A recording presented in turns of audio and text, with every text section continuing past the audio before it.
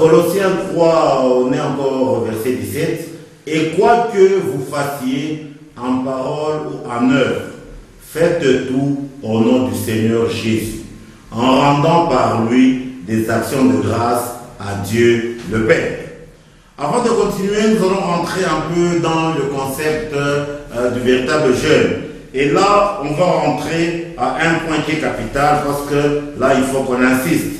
On est toujours dans Isaïe 58. Nous allons beaucoup plus parler au verset 5, où la Bible dit ceci: est-ce là le jeûne auquel je prends plaisir, un jour où l'homme humilie son âme, courber la tête comme un jonc et se coucher sur le sac et la cendre? Est-ce là ce que tu appelles un jeûne, un jour agréable à l'Éternel? Donc le point sur lequel on va un peu s'attarder, c'est un jour où l'homme humilie son âme. Donc dans la pensée des dieux, quand nous jeûnons, nous devons humilier notre âme. Si on n'humilie pas l'âme, là on a des problèmes sérieux avec Dieu. Nous allons voir un peu qu'est-ce que c'est que humilier son âme. Vous comprenez un peu. Et pour cela, nous allons lire deux textes. Je vois le frère, on peut nous lire dans Lévitique 23, du verset 23 au verset 32. C'est un long texte, parce que là, le Seigneur est en train d'insister sur la loi qu'il a donnée à Israël par Moïse, que tout homme, tout son peuple devrait nécessairement humilier l'âme. On peut lire disons Lévitique chapitre 23, du 23 verset 32. Verset 32. L'Éternel parla à Moïse et dit: parle aux enfants d'Israël et dit: le 7e mois, le premier jour du mois, vous aurez un jour de repos publié au son des trompettes et une sainte convocation.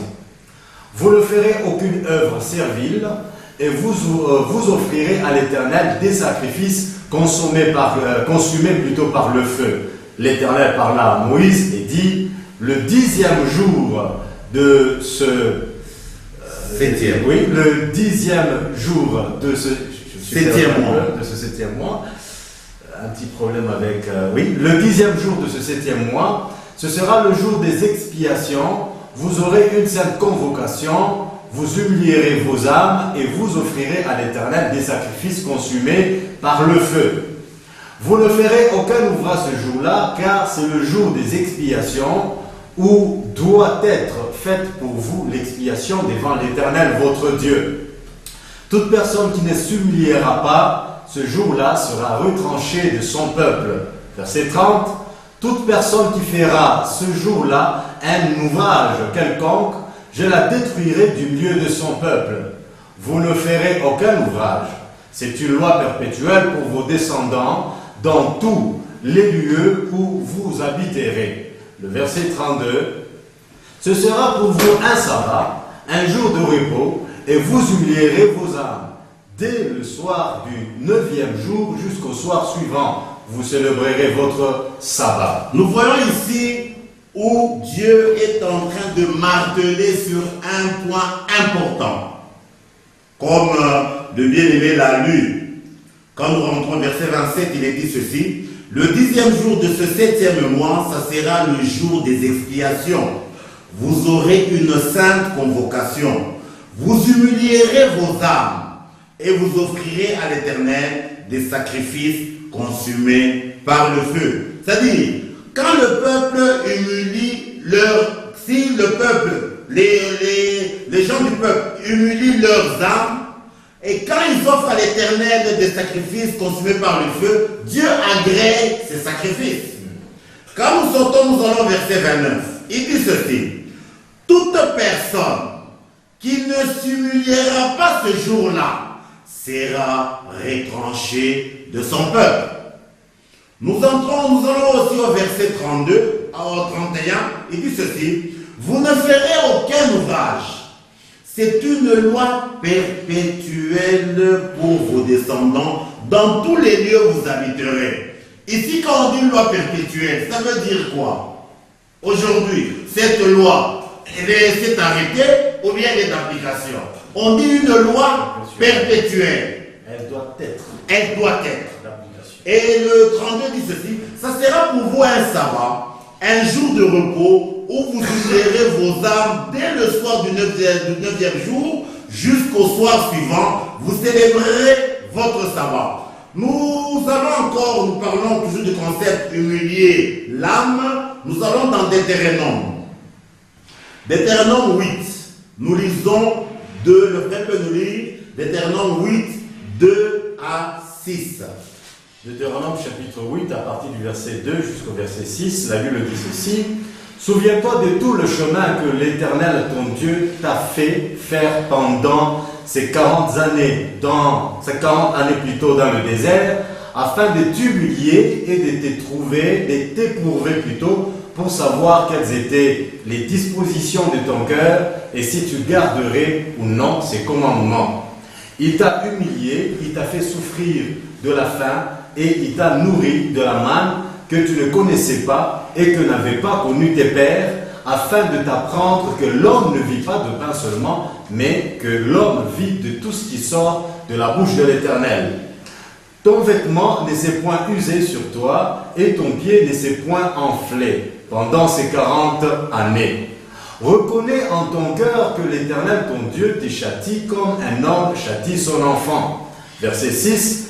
Tu observeras les commandements de l'Éternel, ton Dieu, pour marcher dans ses voies et pour le craindre. Donc, quand nous rentrons au texte que nous venons de lire dans Deutéronome, nous voyons ici c'est Dieu qui est en train de parler, il s'adresse à Israël. Il rentre encore au concept d'humilier l'âme. Vous comprenez un peu, comme il le dit dans le verset 2, souviens-toi de tout le chemin que l'Éternel ton Dieu t'a fait faire pendant ces 40 années dans le désert, afin de t'humilier et de t'éprouver, pour savoir quelles étaient les dispositions de ton cœur, et si tu garderais ou non ces commandements. Au verset 3, il continue, il t'a humilié. Donc, il y a une nécessité d'être humilié pour qu'on soit conforme à Dieu. Maintenant, nous allons voir, qu'est-ce que c'est que humilier son âme? Nous venons de voir que selon la loi que Dieu a donnée à Israël, si quelqu'un n'humilie pas son âme, il ne peut pas marcher avec Dieu. Hein? C'est la loi qu'il a donnée. Et la Bible dit, c'est une loi perpétuelle. Nous allons voir maintenant qu'est-ce que c'est que humilier son âme. Vous comprenez un peu, si vous aidez un peu la démarche. Nous allons dans Ésaïe 58. Comme nous disons toujours, la Bible s'interprète elle-même. La Bible s'interprète elle-même. On n'a pas à prendre les choses dans le courant ou dans les livres philosophiques pour venir donner l'interprétation des choses de Dieu. Non. Hein? Nous allons voir dans Ésaïe 58, le bien-aimé peut nous lire à partir du verset 13 jusqu'au verset 14. Ésaïe chapitre 58, verset 13 et verset 14. Si tu retiens ton pied pendant le sabbat, pour ne pas faire ta volonté en mon saint jour, si tu fais du sabbat tes délices, pour sanctifier l'Éternel en le glorifiant, et si tu l'honores en ne suivant point tes voies, en ne te livrant point à tes penchants et à des vains discours, alors tu mettras ton plaisir en l'Éternel, et je te ferai monter sur les hauteurs du pays, je te ferai jouir de l'héritage de Jacob ton père, car la bouche de l'Éternel a parlé. La Bible nous dit ceci. Si tu retiens ton pied pendant le sabbat dont la Bible parle ici n'a rien à voir avec le sabbat des gens qui prient, comment ça s'appelle, les adventistes, qui respectent à la lettre le sabbat, à savoir le samedi. Parce que chez les juifs, le sabbat il correspond au samedi. Chez les musulmans, le sabbat correspond au vendredi. Chez les chrétiens, le sabbat correspond à dimanche.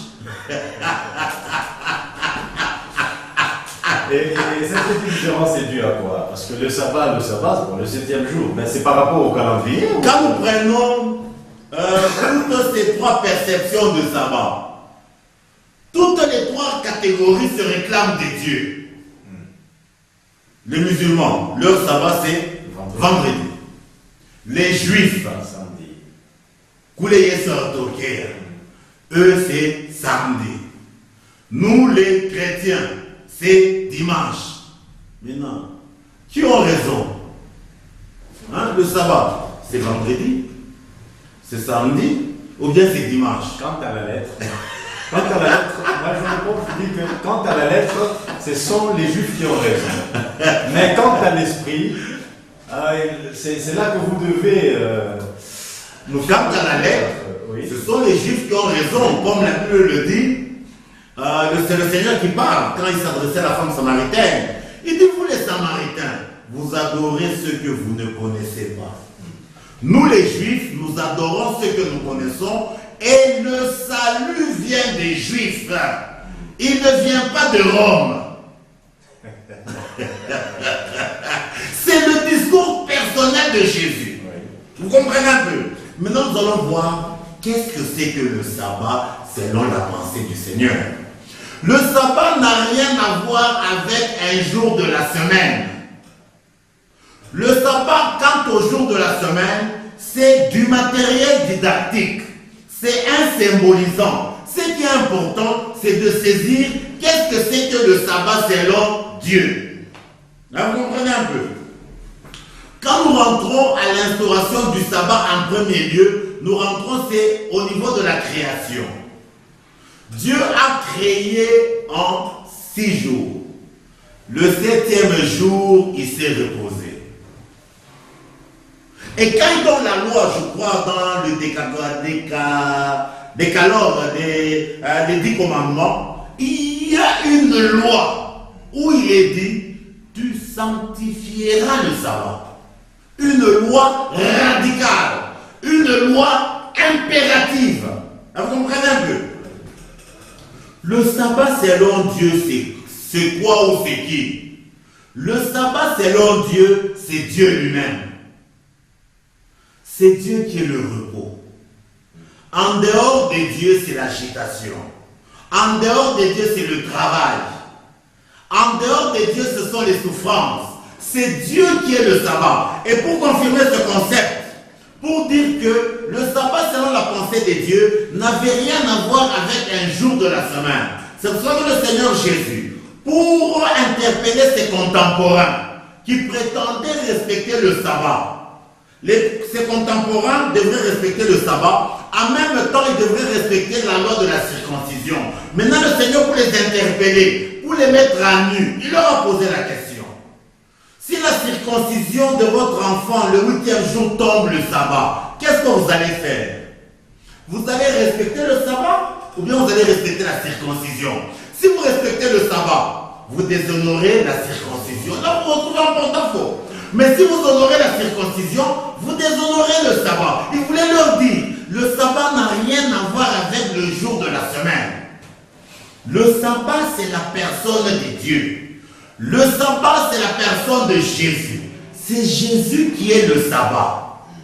Comme nous l'avons dit, le sabbat, c'est le repos, la cessation de toute activité. Maintenant, quand nous lisons le verset 13, la Bible nous dit ceci. Si tu retiens ton pied pendant le sabbat, c'est-à-dire, selon la pensée de Dieu, si nous devons accéder au sabbat véritable, qui est Dieu lui-même ou qui est Jésus, la condition sine qua non, c'est retenir notre pied.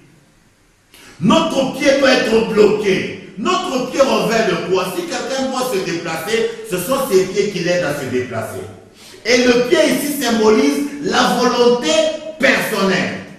C'est là où il est dit, si tu retiens ton pied pendant le sabbat, pour ne pas faire ta volonté en mon saint jour, c'est Jésus qui est le saint jour. Quand nous entrons en lui, notre volonté doit cesser toute activité.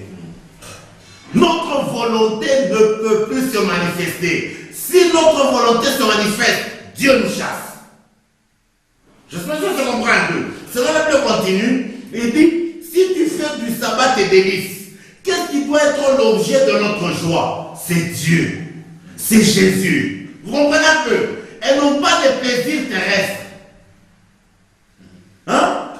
L'objet de notre joie, les délices de notre joie, c'est notre harmonie, notre alliance avec Dieu. Il dit ceci: si tu fais du sabbat tes délices, pour sanctifier l'Éternel en le glorifiant, comment est-ce qu'on sanctifie Dieu? Quand on le glorifie, quand on lui rend gloire. Vous comprenez? La Bible continue. Et si tu l'honores, comment est-ce qu'on honore Dieu? On n'honore pas Dieu par les lèvres. Par les gestes? Non! On honore Dieu en abandonnant nos voies humaines. En faisant plier notre volonté. Ah, c'est ça, honorer Dieu. Oui. C'est ce que la Bible dit. Ce peuple m'honore des lèvres seulement, mais leur cœur est loin de moi. Et la crainte qu'ils ont de moi ne sont que des préceptes de la tradition humaine. Donc honorer Dieu, c'est abandonner nos voies humaines, nos voies terrestres, notre manière de vivre. Les voies sont constituées de quoi? Nos voies sont constituées de deux choses. Nos pensées associées à nos sentiments. Les sentiments ici, c'est ce que la Bible appelle ici les penchants. Les pensées, c'est ce que la Bible appelle ici les vains discours. Toute pensée de l'homme est un discours de vanité. Il n'y a que la pensée de Dieu qui est la parole vraie, qui est la vérité. C'est-à-dire, honorer Dieu, c'est renoncer à nos pensées et à nos sentiments humains. Et notre âme est le siège de nos sentiments. Humilier notre âme, c'est nous séparer de nos sentiments humains. De cesser de ressentir les choses selon la chair. De cesser de ressentir les choses selon les Congolais. De cesser de ressentir les choses selon les Américains. De cesser de ressentir les choses selon les Belges. De ressentir les choses comme Dieu les sent. Pas selon les dénominations. Vous comprenez un peu? C'est-à-dire, là où Jésus est content, vous aussi vous devrez être content. Là où Jésus n'est pas d'accord, vous aussi vous ne devrez pas être d'accord. C'est ça humilier son âme. C'est ça jeûner. C'est-à-dire quoi? Renoncer à sa volonté personnelle. Je pense que c'est comprendre. C'est là où il dit, si tu l'honores en ne suivant point tes voies, la voie de l'homme, c'est ça la volonté de l'homme. Et la volonté est composée de deux éléments. Les pensées humaines associées aux sentiments. Et honorer Dieu, c'est nous séparer, ne plus nous livrer à nos penchants, à nos vains discours. Et si on arrive à cette dimension, alors tu mettras ton plaisir en éternel. C'est pas n'importe qui peut mettre son plaisir en éternel. Tu marches selon ta chair, tu marches selon tes sentiments, mais tu prétends. Hein? Vous comprenez? C'est là où il dit, alors tu mettras ton plaisir en éternel. Je te ferai monter dans les hauteurs du pays. Les hauteurs du pays, c'est le ciel. Quand quelqu'un devient enfant de Dieu, son esprit est au ciel. Quoi qu'il marche sur la terre, personne ne peut le toucher. Vous comprenez? C'est ça que je dis. Nous sommes bénis dans les lieux célestes en Jésus. Il nous a transportés dans le royaume du Fils de son amour. Et il dit, je te ferai jouir de l'héritage de Jacob ton père, car la bouche de l'Éternel a parlé. Qu'est-ce que Jacob a hérité? Hein, vous comprenez? Une nouvelle identité. Avant d'avoir la nouvelle identité, oui, il y a un élément important. Et c'est ça même la bénédiction par excellence. Quel est cet élément? Le pardon des péchés. C'est-à-dire quoi? Quand Jacob a lutté avec l'ange, quand l'ange là a brisé ses hanches, c'est-à-dire il a humilié son moi, Jacob ne s'est pas rebellé contre l'ange. Il a fait plier son arc avec l'ange. Quand l'ange a brisé ses hanches, et les hanches de Jacob symbolisent son appui ou son moi. L'ange ne s'est pas, Jacob ne s'est pas rébellé contre l'ange. Il a dit en d'autres termes à l'ange qu'il avait raison. Pour dire, il a humilié son moi. Et qu'est-ce qui s'est passé? L'ange a décidé de changer le nom de Jacob. De Jacob à Israël, c'est-à-dire de l'usurpateur au prince de Dieu. Et quand on a changé son nom, quand il a continué sa marche, il avait peur que son frère allait l'attaquer. Mais à sa grande surprise, son frère l'a embrassé. Pourquoi? La personne qui a remplacé Esaü, ce n'est pas celui-là qui avait volé le droit de l'aide de Jacob. Celui-là, l'ange l'a crucifié et l'a enterré. Celui qui a rencontré Esaü, c'était une autre personne créée par Dieu, à savoir Israël. C'est ça le mystère du pardon. Ce n'est pas quelque chose d'anodin. C'est ça le plus grand miracle qui puisse exister. Avoir ses péchés pardonnés. Vous comprenez un peu? Donc, nous disons que c'est ça que même quand nous rentrons un peu à Lévitique 23, dont on a parlé. On a parlé du 10e jour du 7e mois, à savoir le jour des expiations.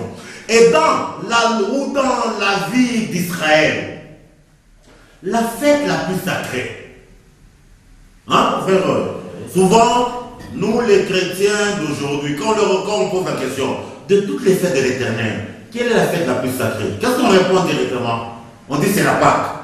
C'est ce que les gens disent. Mais selon la logique des Écritures, c'est pas la Pâque. Parce qu'on dit la Pâque, quel est le pourquoi? Les gens n'ont pas le pourquoi. Quand vous dites c'est ceci, il faut donner le pourquoi. Alors la fête la plus importante, c'est laquelle? C'est la fête des expiations, où Dieu accordait le pardon à son peuple. Et c'était conditionné par l'humiliation de l'âme du peuple. Pourquoi nous disons que c'était la fête la plus sacrée? Durant toutes les fêtes, que ce soit la Pâque, la fête des prémices, la fête de Pentecôte, la fête de trompette, le souverain sacrificateur ne pouvait jamais se retrouver dans le lieu très saint. Il était dehors. Ce n'est qu'à la fête des expiations, une fois là, où le souverain sacrificateur entrait dans le Saint des Saints, afin d'offrir le sang propitiatoire, afin d'obtenir le pardon du peuple. Pour dire, la plus grande bénédiction, au-dessus de toutes les bénédictions, c'est avoir ses péchés pardonnés. Hein, vous comprenez un peu? Donc, et ceci est conditionné par l'humiliation de nos âmes. C'est là où l'apôtre Jean, dans une de ses épîtres, il écrit ceci. Je vous ai écrit, petits enfants, parce que les péchés vous sont pardonnés. Ce n'est pas aux bébés qui sont aux mamelles à qui Jean a écrit. Les bébés qui sont aux mamelles n'ont pas à passer par la repentance. Parce qu'ils n'ont pas de volonté. Les bébés à qui Jean a écrit, c'est une expression spirituelle où il est dit, pour que nos péchés nous soient pardonnés, la condition sine qua non, c'est de devenir comme des enfants. Un homme qui a 50 ans, pour qu'il accepte qu'il devienne comme un enfant de 5 ans, il doit s'humilier. Vous comprenez un peu? C'est pour ça qu'il a dit, je vous ai écrit petits enfants, parce que les péchés vous sont pardonnés. Donc la condition sine qua non, pour que le péché nous soit pardonné, nous devons devenir comme des petits enfants. Un enfant n'a pas de volonté personnelle. Il dépend totalement. C'est pour ça que Christ a dit, le royaume, laissez venir à moi les enfants, le royaume de Dieu est pour ceux qui leur ressemblent. Nous sommes toujours à l'humilité, si on peut dire... Vous permettez, au niveau, disons, verset 25, Lévitique chapitre 19, oui. 23 plutôt, Lévitique chapitre 23, le verset 25, la Bible qui dit, vous ne ferez aucune œuvre servile et vous offrirez à l'Éternel des sacrifices consumés par le feu. Sacrifices consumés par le feu. Quelle est la perception que vous avez par rapport à ça? Sacrifice consumé par le feu, c'est-à-dire quand on pose un sacrifice et que le feu le consume, ce sacrifice dégage une fumée, une odeur. Et cette odeur monte au trône. Et cette odeur arrive aux narines de Dieu pour que Dieu puisse agréer. Vous comprenez un peu? C'est-à-dire quoi? C'est-à-dire, sacrifice consumé par le feu, c'est-à-dire, c'est l'agrément de Dieu par nous. Donc Dieu nous agrée. Maintenant, je rentre, vous ne ferez aucune œuvre stérile et servile. Israël, c'était le peuple matériel didactique. Le jour du sabbat, tout devrait s'arrêter. C'est-à-dire quoi? Les activités normales qui devraient s'arrêter typifient pour nous le péché ou l'activité de la chair. Et Dieu interdit. Si nous prenons la décision d'entrer dans le sabbat où il y a le repos, toute activité de la chair doit s'arrêter. Vous comprenez? C'est-à-dire le péché. Le péché doit s'arrêter. Si quelqu'un laisse sa chair en activité, Dieu va le chasser, il extermine. Vous comprenez un peu? C'est ce que ça veut dire. La loi de Dieu, la parole de Dieu, le matériel didactique, c'est Israël. Nous sommes toujours au concept pied et sabbat. Le pied et le sabbat. Donc, il y a une relation mystérieuse entre ces deux éléments. Nous allons dans le livre d'Ecclésiaste. Ecclésiaste 4, verset 17.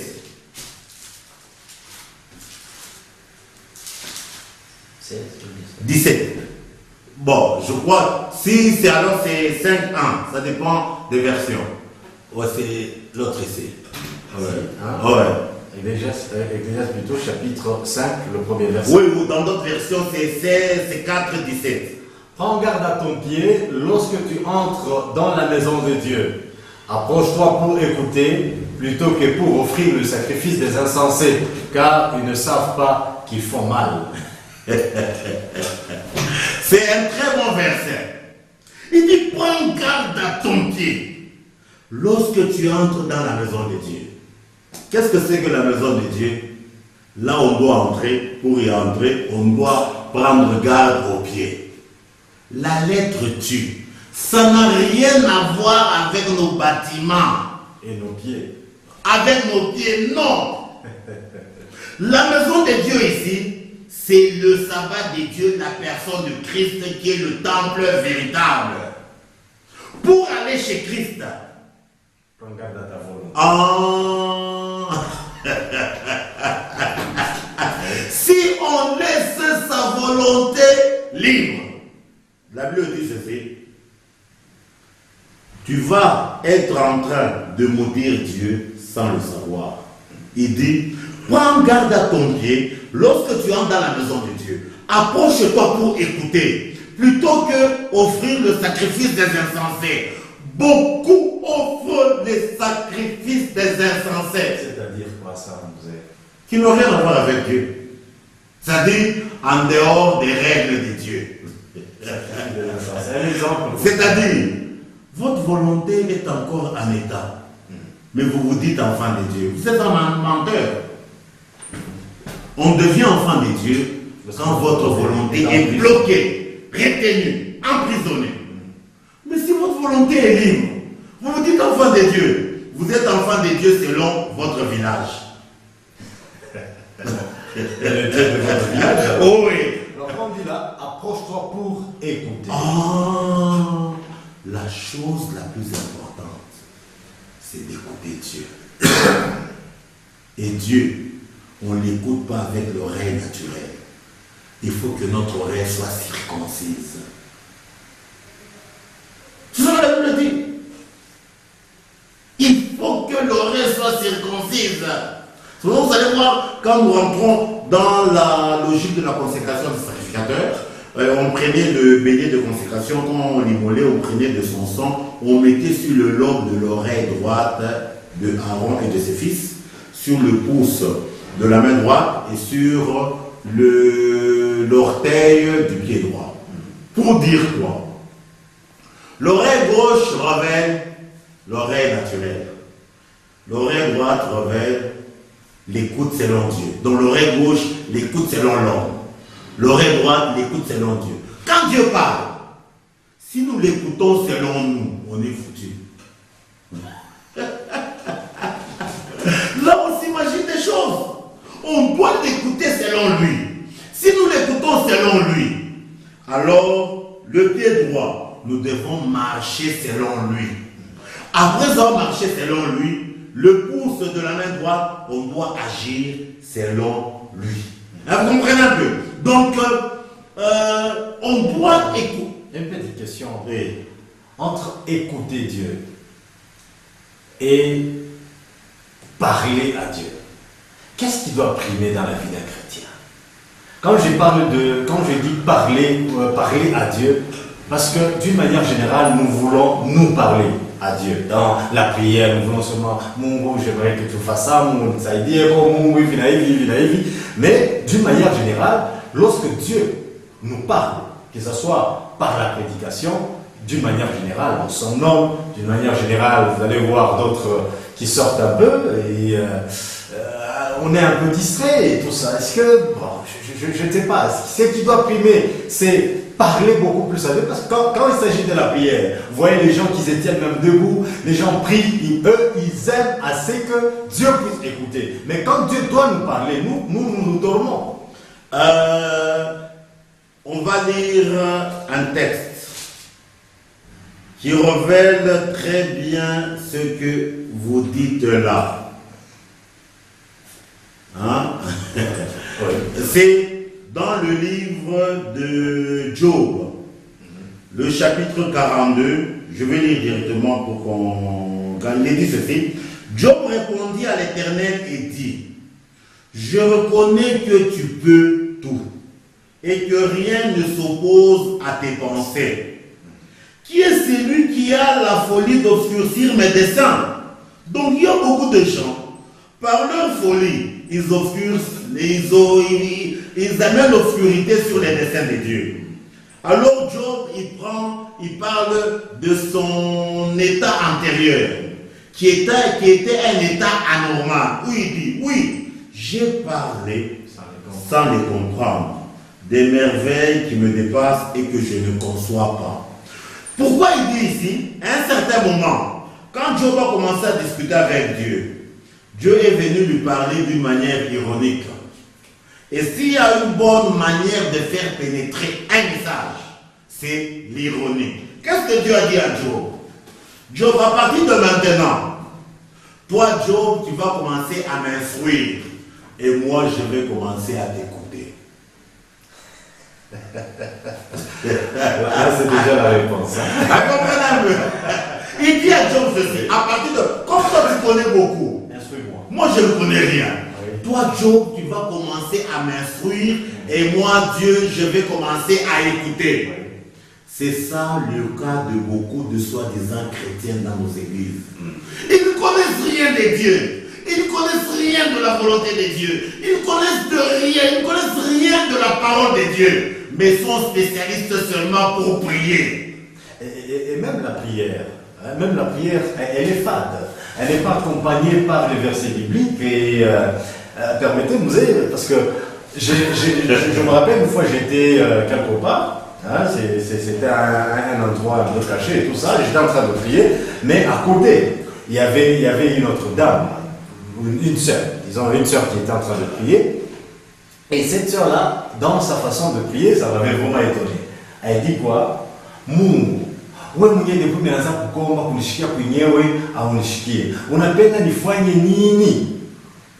Et la sœur là, elle était stérile. Elle était stérile. Alors elle dit ceci. Kama wewe unaona sema hii majibu ulikabulia ni fantasy. Uitatake bashi. Uitoshe bashi. Au unapenda nilinyangule nilipike chini njoo nijibu. Donc vous sentez que donc la prière elle est vraiment fade, il n'y a vraiment pas seulement fade. C'est une prière, ce sont des paroles qui insultent Dieu. C'est ce que la Bible dit, ceci quelque part, défendre sa cause comme un impie. La Bible dit, si tu défends ta cause comme un impie, le châtiment est inséparable de ta tente. La Bible continue. Maintenant, Job dit ceci. Quand il a réalisé qu'il avait parlé d'une manière insensée, il dit ceci au verset 4. À l'opposé de ce que Dieu lui avait dit par ironie. Maintenant, il a compris. Il dit, écoutez-moi, je parlerai. Je t'interrogerai et tu m'instruiras. Job dit, moi, c'est moi qui vais t'interroger et toi, Dieu, tu vas m'instruire. Et il continue, il dit, mon oreille avait entendu parler de toi. Beaucoup de gens ils connaissent Dieu de l'histoire. Dieu n'est pas un Dieu de l'histoire. Il connaît le Dieu qu'on lui a raconté dans, comment je veux dire, dans la catéchèse. Le Dieu de l'histoire dit, mon oreille avait entendu parler de toi. Donc beaucoup de gens sont dans les choses de Dieu au niveau de l'oreille. Mais maintenant, écoutez ce que la Bible dit. Mais maintenant, mon œil t'a vu. Et il y a une condition pour que notre œil voit Dieu. C'est que Job dit, le jour que je n'aurai plus de chair, mes yeux verront Dieu. C'est la chair qui est le voile, qui nous empêche de voir Dieu. Mais toi, tu restes ami à ta chair. Tu ne verras jamais Dieu. Soit si tu le vois, ta chair doit mourir. Oui, la condition pour que la chair meure. C'est pourquoi je me condamne et je me répands sur la poussière et sur la cendre. Vous comprenez un peu? Donc, ce qui est important, c'est de connaître Dieu. Comme Jésus le dit. Or, la vie éternelle est qu'ils te connaissent, toi, le seul vrai Dieu, et celui que tu as envoyé. Donc, la chose la plus importante, c'est la connaissance. Si la connaissance est là, la connaissance va engendrer la foi. Et si la foi est là, les œuvres vont être engendrées. Mais bantu on est bicham pakanish. Achiyua. Il ne connaît pas rien. C'est la folie. Mais vous avez toujours prêché, vous dites que attaquons à lui comprendre. Oui, c'est ce que vous nous dites. Jésus dit, oui. Les Samaritains adorent ce qu'ils ne connaissent pas. Les Juifs adorent ce qu'ils connaissent. Et rajoute encore, la sémence qui tombe dans de la bonne terre sont ceux qui écoutent ma parole et la comprennent. Mais par contre, la sémence qui tombe le long du chemin, et tout juste après, le malin vient l'enlever, ce sont les gens qui écoutent la parole et ne la comprennent pas. Vous comprenez un peu? Donc ici, nous étions en train de parler de la colération entre le sabbat et le pied. Vous comprenez un peu? Et pour marteler sur ce point, pourquoi Judas Iscariote a été maudit par Dieu?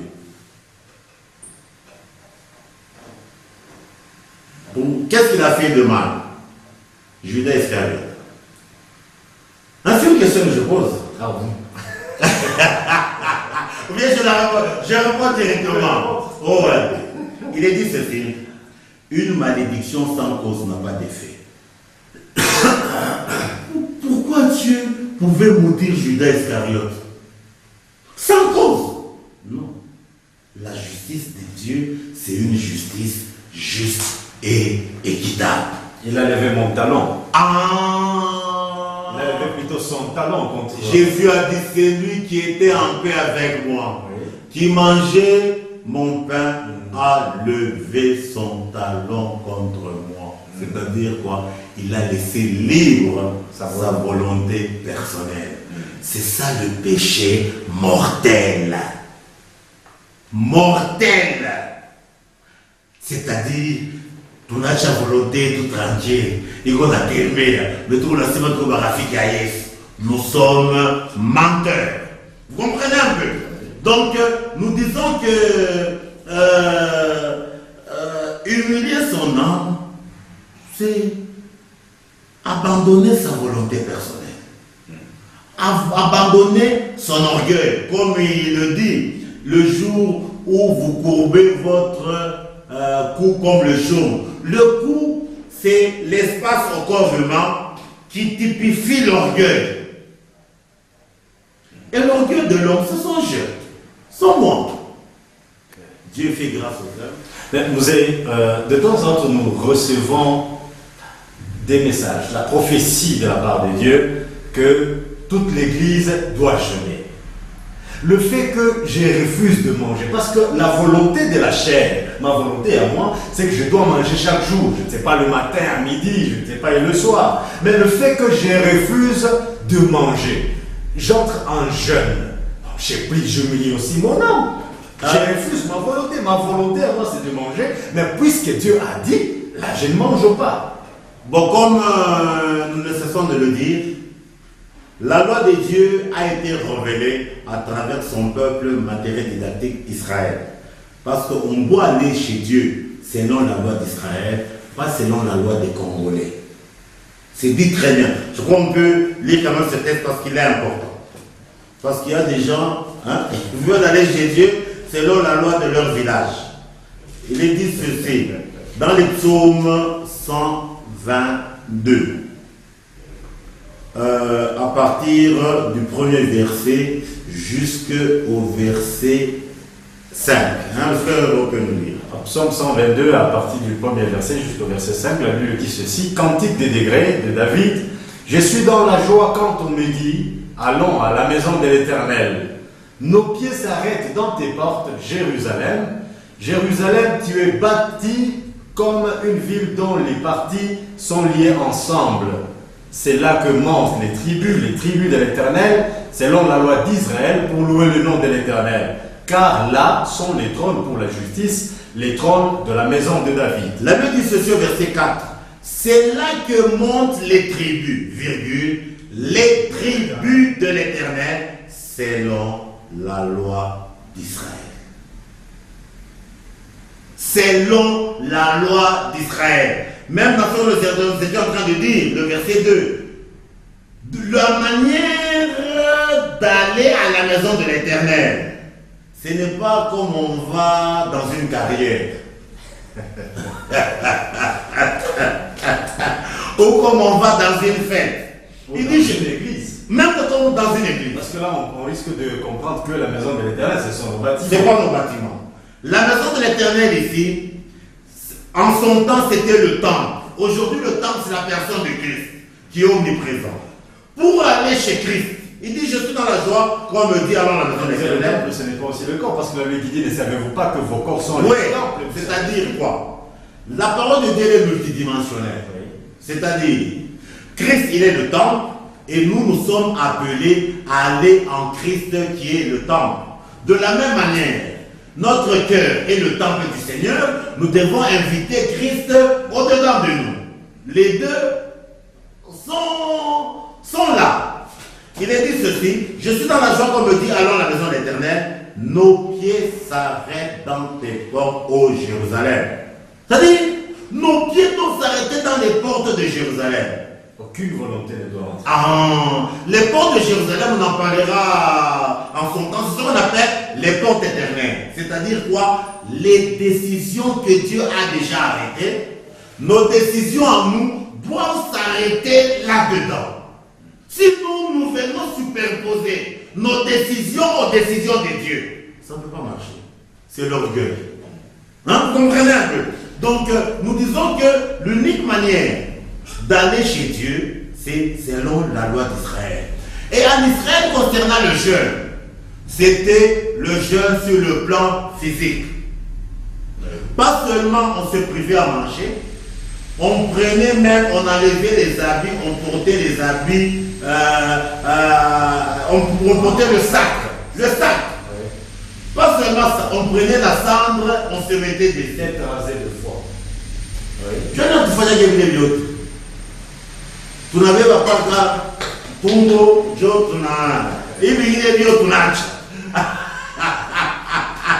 c'est du matériel didactique. Comme nous l'avons dit, le véritable jeûne, c'est priver à manger à la chair qui est l'ennemi de Dieu. La chair dont on parle, ce n'est pas le corps physique. Je souhaiterais que vous soyez un peu précis. C'est lui qui a déjà privé à manger à la chair. Donc les passions du monde. Et s'il jeûne, est-ce qu'il fait mal? Ou soit il ne peut pas jeûner? Si ça vient de son cœur, Oui. pas comme une corvée. Non mais c'est Dieu qui demande à toute l'église de jeûner. Ah. Dieu qui dit toute l'église nous Et devons si, jeûner. et si je vais vous dire une chose, Oui. Dieu, dans son action, d'une manière individuelle ou d'une manière collective, ce n'est qu'avec Israël où il agissait d'une manière collective. Dans la nouvelle alliance, la collectivité n'existe pas. C'est d'une manière individuelle. Je crois qu'on se comprend. Il n'existera jamais un peuple comme un pays, comme étant le peuple de Dieu. Il n'y a qu'Israël que Dieu a pris comme matériel didactique. Pour nous aujourd'hui, c'est individuel. L'âme qui pêche, Laisse-moi. c'est celle qui mourra. Oui, c'est individuel, c'est On n'est individuel. pas l'église. Non, c'est individuel.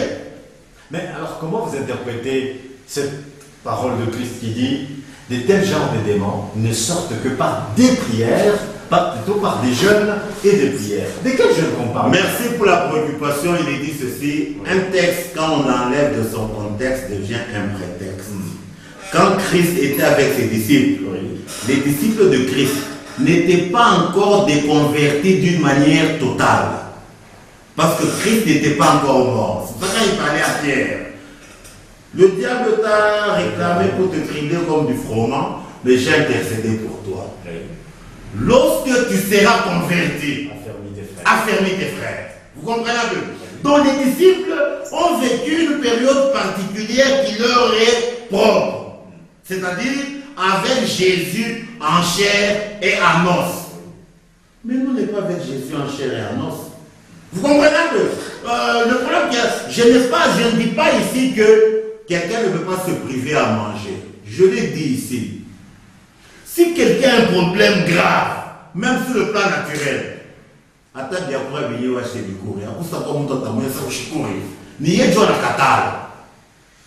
si c'est une femme, elle dira, voilà que ça pourrait. Vous comprenez un peu? C'est-à-dire aussi, si quelqu'un a un grand problème, il veut prier, et selon la conviction intérieure, pas une corvée, comme on le fait, on met des policiers pour vérifier dans l'église qui a à manger, qui n'a pas mangé. Et quand les gens entrent, il y a Tokawemi. Ah!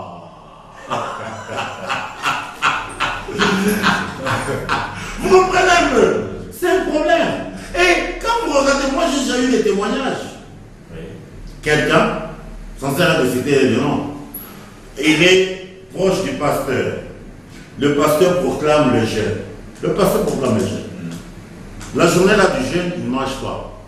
Mais avant d'aller au culte, il fait un petit crochet par le pasteur. Il trouve le pasteur à table en train de manger. Ne me dites pas ça, monsieur. Mais c'est une vérité. C'est une vérité. Qui a décrété ce Le pasteur. Le pasteur. Ah ouais.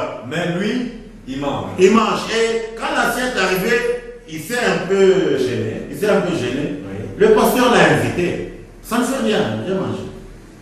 Et ils ont mangé. Et Encore un autre ami. Hein? Un autre ami. Je vous dis, ne découragez pas les ce sont des témoignages vrais. La parole de Dieu, c'est la vérité, c'est pas le mensonge. Hein? C'est pas du théâtre. Et quand lui il arrive là-bas, il est chaud. Vous voyez un peu. Vous voyez un peu. On se moque de qui? Non, mais peut-être Dieu lui a demandé à ce que l'église jeûne. Pas lui. Et lui ne devait pas dire acceptez-moi, sinon il aurait pu décourager les autres. Un autre ami d'heure, il est pasteur. Et d'ailleurs, il y a des services que les pasteurs font, et tout ça, prier pour les gens, et affamés, peut-être qu'il ne saura pas, alors il prend quelque chose. Je vous donne encore. Un autre ami d'heure, il est pasteur. Avant, il était dans une église, il faisait partie d'une équipe restreinte là, de prière, il y avait le pasteur et certains serviteurs. Et s'était retiré dans une maison de quelqu'un pour prier. C'était à jeûne. Alors, c'était la prière à jeûne, la veillée de prière à jeûne. Alors, c'était dans une grande maison. À un certain moment, on se donne un moment un peu de repos. Et au moment de repos, le numéro 1, au chemin de pasteur, s'est retiré dans son véhicule pour se reposer. Comme il a fait reposer aussi l'estomac. Comme il était en... Comment je peux dire la dame propriétaire de la maison, elle était dans le secret entre guillemets du pasteur. Mais son mari qui faisait partie de la prière n'était pas dans le secret là-bas. Alors la dame de la maison a prêté à manger. Pour le pasteur, on lui a amené dans le véhicule. À cet instant-là, il y a le chien, c'était la nuit, le chien avait aboyé. Alors, le propriétaire de la maison, lui qui n'était pas dans le secret de sa femme et du pasteur, est parti voir un peu avec le chien. Mais en arrivant là, il s'est rendu compte qu'on est parti amener à manger au pasteur. Comme c'est sa femme qui partait amener à manger. Alors quand sa femme est rentrée, il a dit au pasteur. Et là, non. Le mari de la maison, il a dit à sa femme. Pourquoi tu agis? Il a la foi, il a quoi, bah, tu franchis qu'on a chié. Non, non. Lui, pour dire que, je vous dis, je ne dis pas que quelqu'un ne peut pas se priver à manger. Si ça vient de son cœur, de la conviction, comme il est dit, tout ce qui n'est pas produit de conviction est péché. Toi, tu n'as aucune conviction. Mais on vous met dans les fardeaux. Ne mange pas, ne vote pas, ne viens pas. Ce sont des fardeaux. Vous comprenez un peu? C'est mon souci de vous amener à être encore beaucoup plus clair. Oui. Pour ne pas créer peut-être des zones d'ombre dans la tête des gens. Oui. Lorsque quelqu'un se prive à manger, la personne jeune, est-ce que le fait de se priver à manger ajoute un plus dans sa prière, ajoute un plus au trône de Dieu, dans le sens c'est-à-dire quoi? On raccourcit le temps de l'accomplissement de la promesse ou de l'accomplissement ou de, comment je peux dire, Dieu exauce notre prière le plus vite possible parce qu'on était dans le temps de se priver à manger parce que c'est à soi aussi un sacrifice. Je réponds à la préoccupation par la parole de Dieu. Nous allons lire dans le livre de Ésaïe, c'est un verset que nous connaissons tous, le chapitre 59 et le verset jusqu'au verset 3. À partir du premier verset? Oui, 59. Nous lisons Ésaïe chapitre 59 plutôt, à partir du premier verset jusqu'au troisième. La Bible dit: non, la main de l'Éternel n'est pas trop courte pour sauver, ni son oreille trop dure pour entendre. Mais ce sont vos crimes qui mettent une séparation entre vous et votre Dieu. Ce sont vos péchés qui vous cachent sa face et l'empêchent de vous écouter. Car vos mains sont souillées de sang et vos doigts de crime. Vos lèvres profèrent le mensonge, votre langue fait entendre l'iniquité. Je crois que là, la Bible nous éclaircit très bien. Qu'est-ce qui fait que nos prières ne soient pas entendues par Dieu? Le moi, le je, la chair. Le péché. Oui. Si toi tu abandonnes le péché, mais Dieu il va t'entendre. D'ailleurs, il y a un texte dans Daniel qui le dit très bien, je crois que nous le connaissons, où il est dit, l'ange Gabriel dit à Daniel, lorsque tu as eu à cœur. Est-ce qu'on peut avoir ce verset? Oui, je vais chercher, c'est dans Daniel, je vais le chercher, mais le texte dit ceci. Oui. Lorsque tu as eu à cœur de comprendre et de t'humilier, j'ai été envoyé vers toi pour ouvrir ton intelligence afin que tu comprennes. Vous comprenez un peu? Donc, le grand problème, c'est nous devons nous humilier. La véritable humiliation, ce n'est pas manquer à manger dans l'estomac. Le sommeil aussi.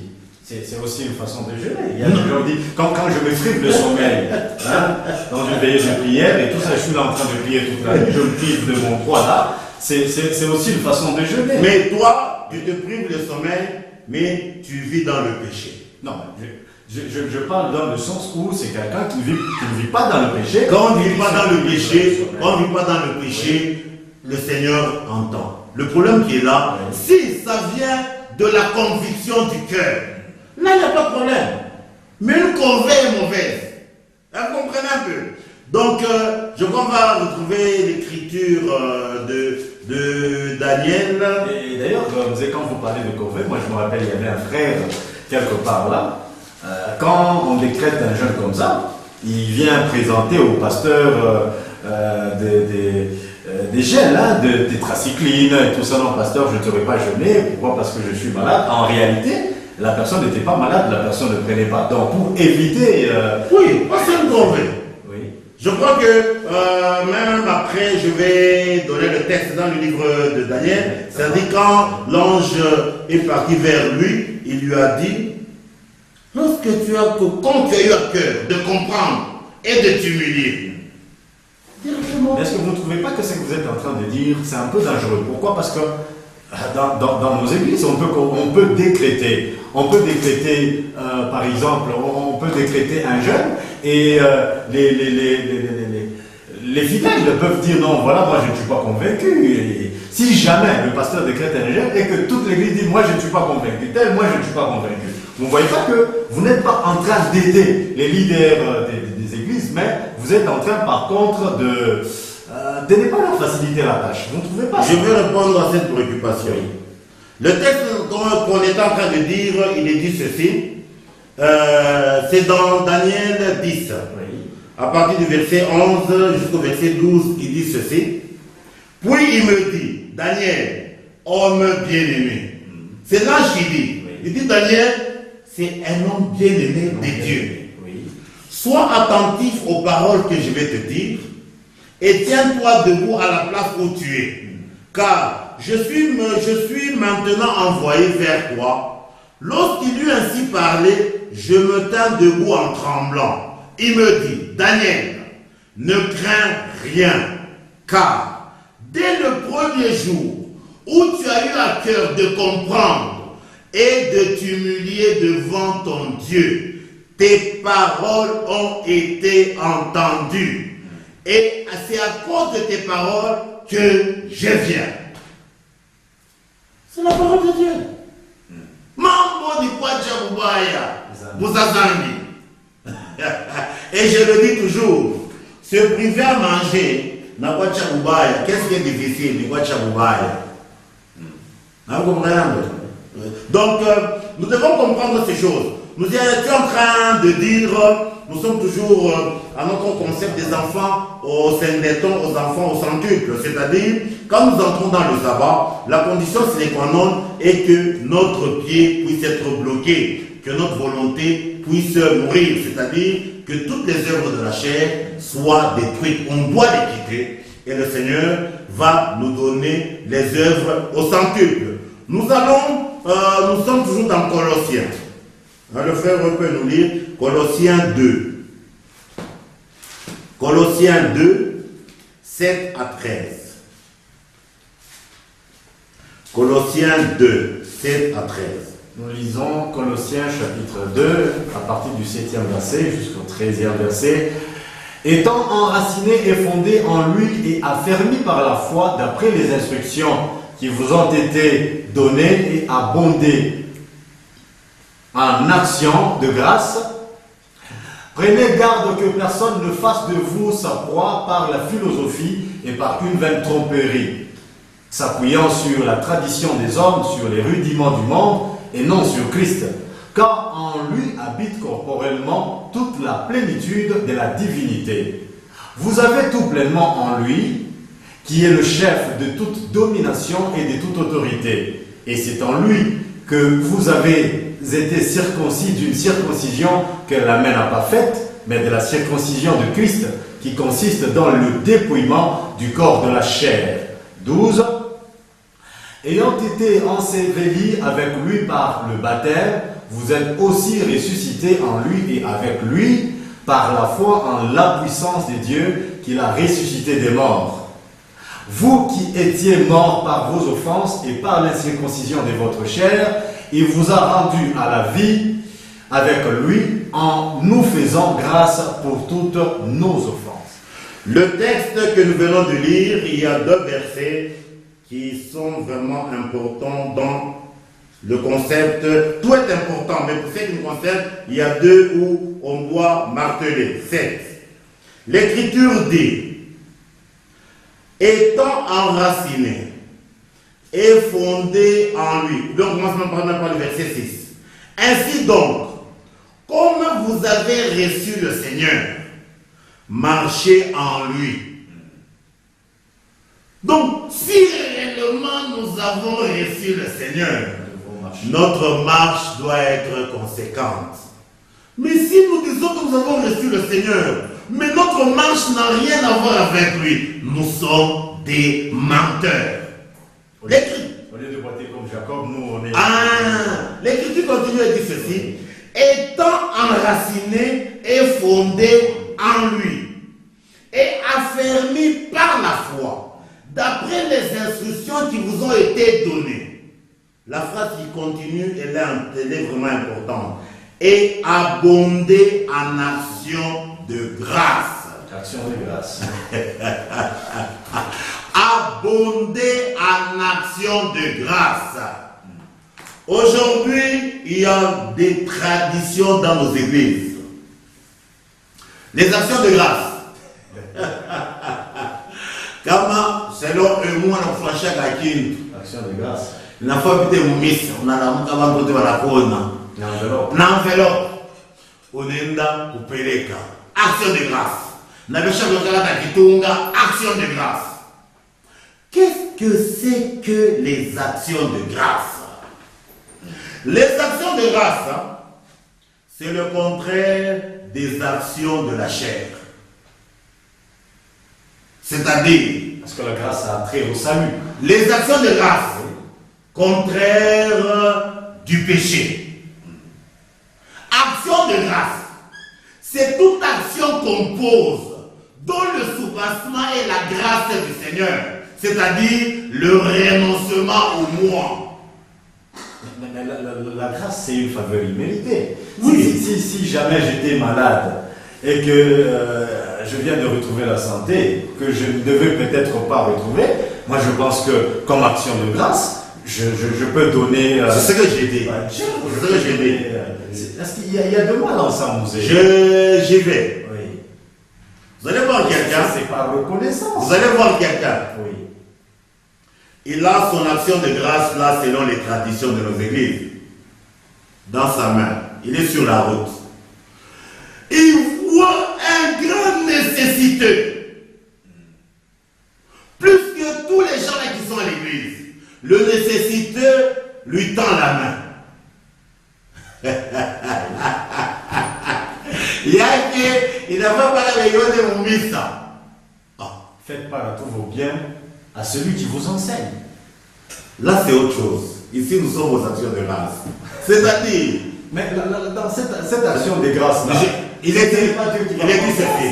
Oui. C'est lui qui donne aux pauvres, donne à qui? Il prête à Dieu. Maintenant, le nécessiteux là qui est sur la route.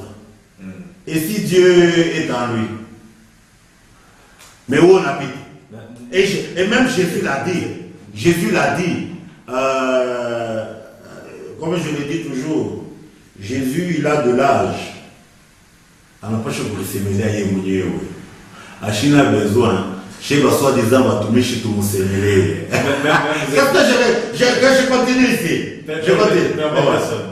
Avant que Yesu se mêle Yémounié. Je vais prendre un exemple terre à terre. Kama wanasema no tutaombea kama mhubiri ou kama tutaombea papa wanasema mzee moya amombe mhubiri et papa pasteur anapasha kuhubiri. Mungu saidia, qu'est-ce qu'on prie? Usemee kupitia kinywa kia nini? Kia mtumishi wako. On ne peut pas accepter seulement que Mungu kwa kusemea kupitia kinywa ya mtumishi wake, il n'y a pas de problème. Kama Mungu anaanza kulia kupitia kinywa ya mtumishi yake, là ça devient un problème. Non, c'est-à-dire quand je vais quelque part, oui. Si quelqu'un prie, Mungu sema à travers kinywa ule mtumishi, et réellement Mungu anataka kusema. Je pose la question. Je pose la question. Bon. Je sais pas si vous comprenez. Je sais pas.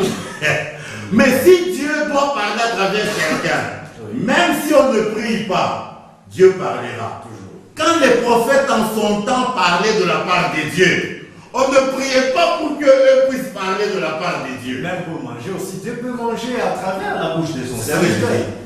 Il est dit ceci, comme je disais, Yesu a nous sommes dans Matthieu, je crois 25, oui, où il est dit, on connaît bien le texte. Le Seigneur, quand il viendra, il sera comme un berger qui réunit son troupeau. Oui. Les brebis à sa droite, les boucs à sa gauche. Il dira à ceux qui seront à sa droite, vous les bénis. Approchez-vous de moi et prenez possession du royaume qui a été préparé pour vous dès avant la fondation du monde.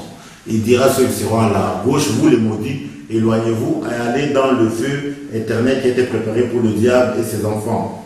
Maintenant, ceux qui seront à sa droite, les brebis, il leur dit ceci. J'ai eu faim. Quand j'avais faim, vous m'avez donné à manger. J'étais nu, vous m'avez vêtu. J'étais en prison, vous m'avez visité. J'étais malade. Maintenant, les justes, ils posent la question à Jésus. Où est-ce que nous t'avons vu avoir faim? Où est-ce que nous t'avons vu être nu? Qu'est-ce qu'il a répondu? Ah, pour celui que vous avez fait, c'est à moi. C'est-à-dire, les nécessités qui existent sur la terre, si nous leur donnons, nous donnons à Dieu. C'est ce que la Bible dit. C'est-à-dire quoi? Une action de grâce, c'est quoi? C'est tout geste qu'on pose dont le soubassement et le renoncement à ses propres intérêts, mais pour faire du bien à l'autre. Le prochain, ce n'est pas seulement le pasteur. Heureusement, vous avez dit, pas seulement. Oui. Mais quand on donne aussi au pasteur. Mais il ne faut pas que ça soit nécessairement lui. Là, ça devient l'égoïsme. Oui. Ah, ça là, c'est l'égoïsme. Or, l'église, on parle de la communion fraternelle. Chez vous, on te couillé. Mais. Non, mais lui, on lui donne et il dispatche. Ah, bon? Oui. On en parlera prochainement. Nous disions ceci, abonder en action de grâce. Ça dit ce que Dieu nous demande en grande quantité. Les actions de grâce. Vous comprenez un peu? Nous sommes au verset 13. Nous sommes au verset 13 où il dit, vous qui étiez morts par vos offenses et par l'incirconcision de votre chair, il vous a rendu à la vie avec lui en vous faisant grâce pour toutes vos offenses. Qu'est-ce qui emmène la mort spirituelle? Le péché. Le péché est mauvais. Vous comprenez un peu? C'est le péché qui amène la mort. La chair, il dit, vous étiez morts par vos offenses et par l'incirconcision de votre chair. Quand on fait la circoncision, ça révèle quoi? Dieu juge la chair et la condamne. C'est-à-dire, il la tue, il la crucifie. C'est ça le sens de la circoncision. C'est-à-dire, pour être ami de Dieu, la condition sine qua non, c'est quitter les œuvres de la chair. C'est ce qu'on appelle les enfants au sembleton, les enfants dans la solitude, afin d'avoir les enfants au centuple, les œuvres parfaites de l'esprit. C'est là où Galates confirme très bien ce concept. Galates 5, on connaît bien ce verset. Nous lisons à partir du verset 16 au verset 25. On peut lire directement. Galates chapitre 5, verset 16 jusqu'au verset 25. Je dis donc, marchez selon l'esprit et vous n'accomplirez pas les désirs de la chair. Car la chair a des désirs contraires à ceux de l'esprit et l'esprit en a des contraires à ceux de la chair. Ils sont opposés entre eux afin que vous ne fassiez point ce que vous voudriez. Si vous êtes conduit par l'esprit, vous n'êtes point sous la loi. Or, les œuvres de la chair sont manifestes. Ce sont l'impudicité, l'impureté, la dissolution, l'idolâtrie, la magie, les inimitiés, les querelles, les jalousies, les animosités, les disputes, les divisions, les sectes, l'envie, l'ivrognerie, les excès de table et les choses semblables. Je vous dis d'avance, comme je l'ai déjà dit, que ceux qui commettent de telles choses n'hériteront point le royaume des dieux. 22, on continue jusqu'à 25. Jusqu'à 25 ? Oui. Mais le fruit de l'esprit, c'est l'amour, la joie, la paix, la patience, la bonté, la bénignité, la fidélité, la douceur, la tempérance. La loi n'est pas contre ces choses. Ceux qui sont à Jésus-Christ ont crucifié la chair avec ses passions et ses désirs. Si nous vivons par l'esprit, marchons aussi selon l'esprit. L'Écriture dit ceux qui sont en Jésus ont crucifié la chair avec ses passions et ses désirs. Les passions de la chair, c'est le péché. Mais si nous disons que nous sommes avec Jésus, mais les passions de la chair sont là, c'est quel Jésus qui nous a rachetés? Un Jésus incapable de racheter. Parce que Jésus ne fait pas de théâtre. Il a payé un prix suprême. Un grand. Vous comprenez un peu?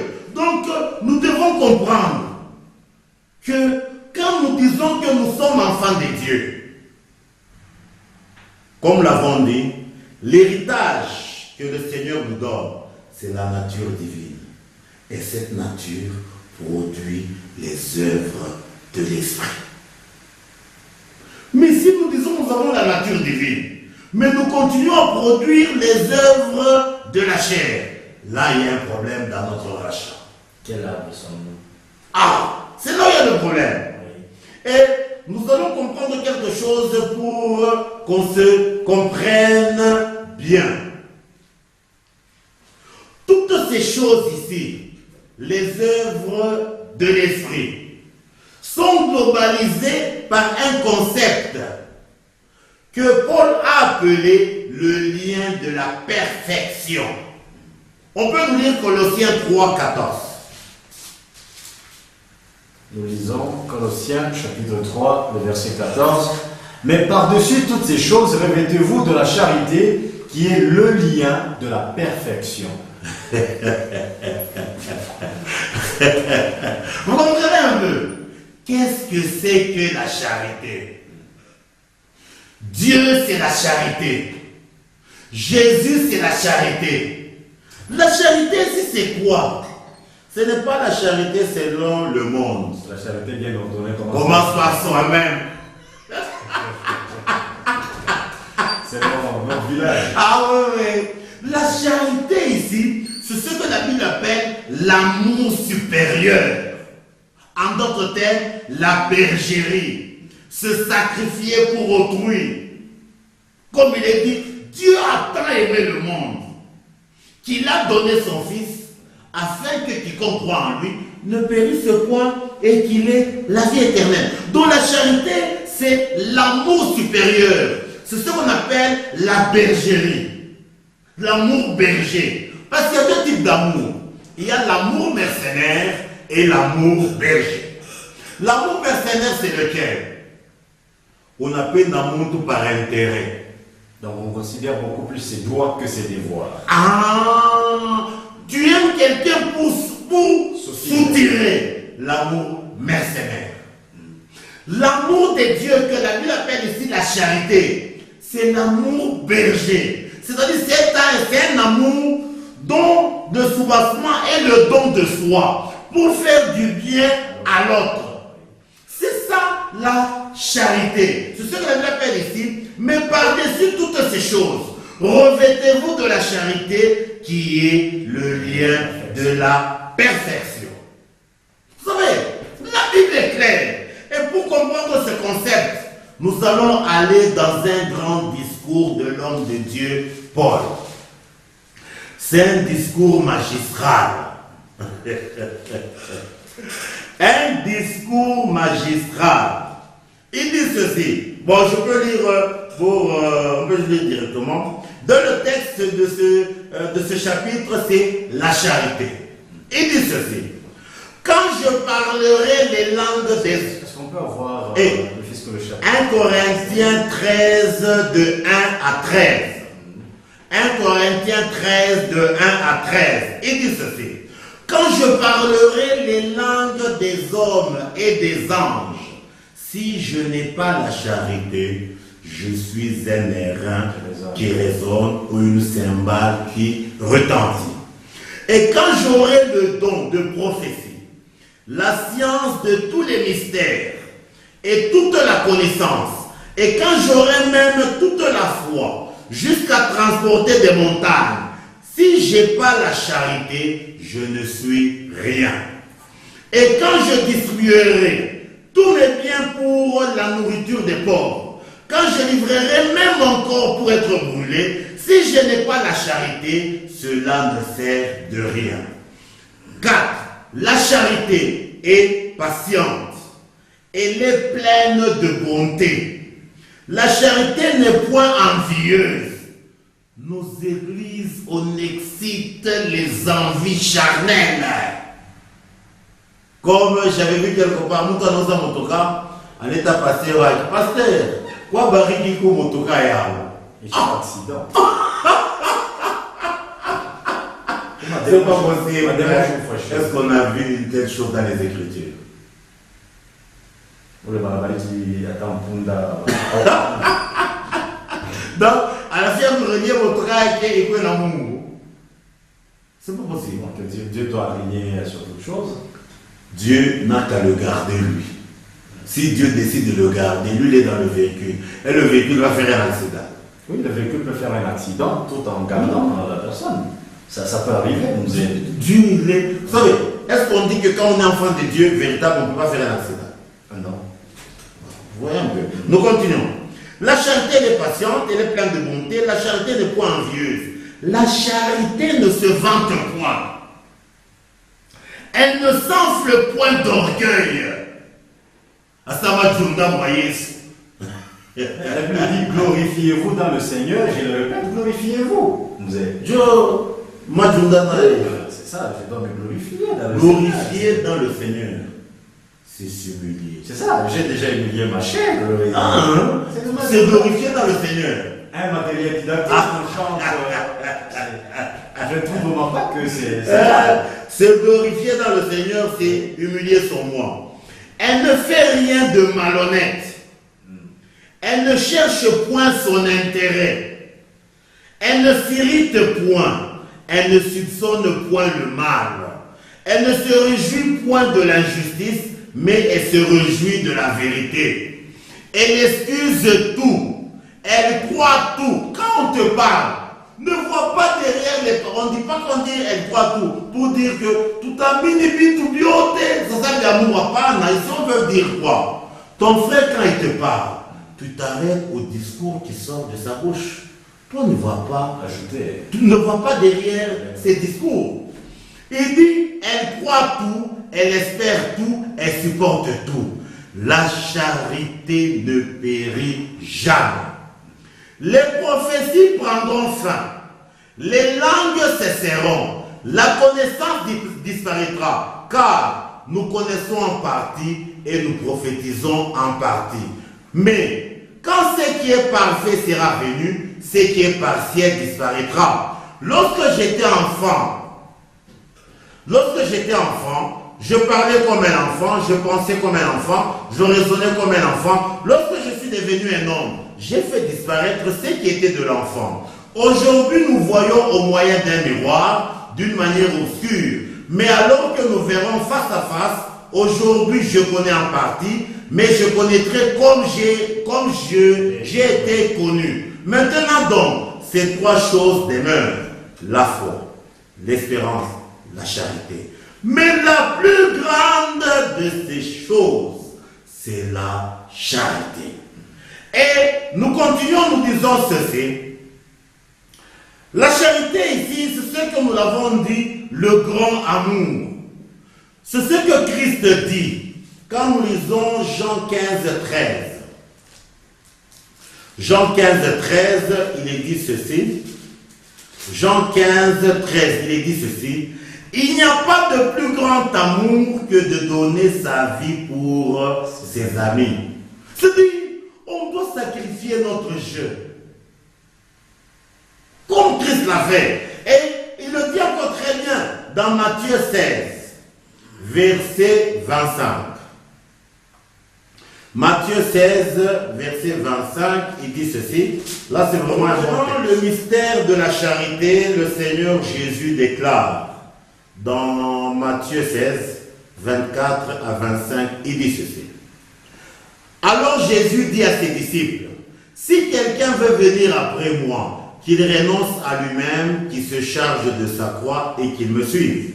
Car celui qui voudra sauver sa vie la perdra. Mais celui qui la perdra à cause de moi la trouvera. Il dit ceci. Celui qui voudra sauver sa vie. La vie ici qu'on cherche à sauver, c'est quoi? Le moi. Ses intérêts.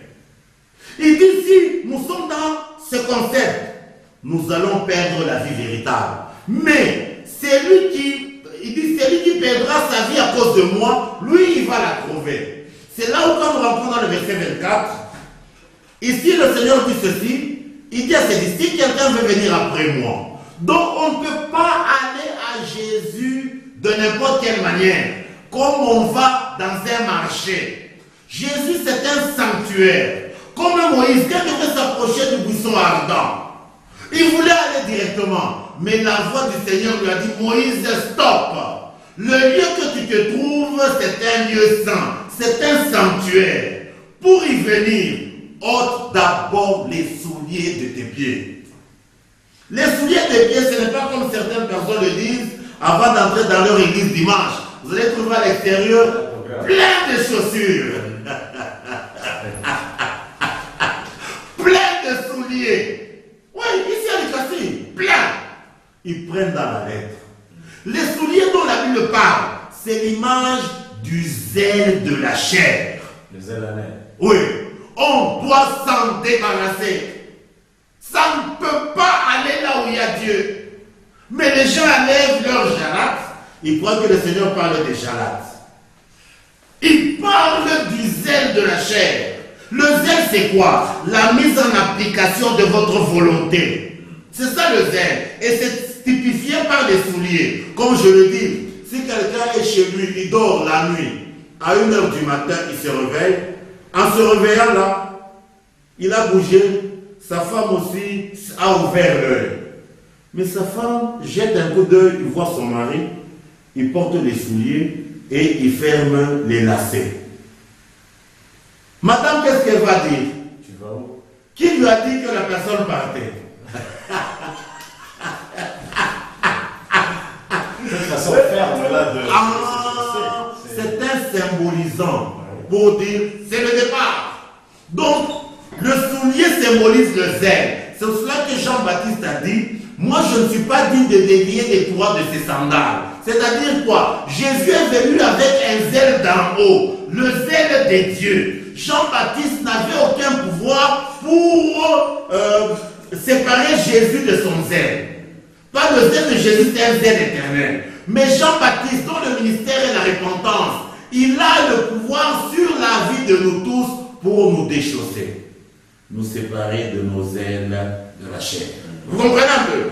Donc, nous disons, l'élément duquel on doit se séparer, c'est notre volonté personnelle. Ici, le Seigneur a appelé quelque chose de très important. Il dit qu'il se charge de sa croix. C'est le Seigneur qui parle. Pour dire, il y a la croix de l'homme et la croix de Jésus. Qu'est-ce que c'est que la croix de Jésus? La croix de Jésus, c'est ceci. Jésus était Dieu. Et Dieu. Sa croix, c'est quoi? Il a renoncé à sa gloire infinie pour se retrouver à zéro ici sur la terre.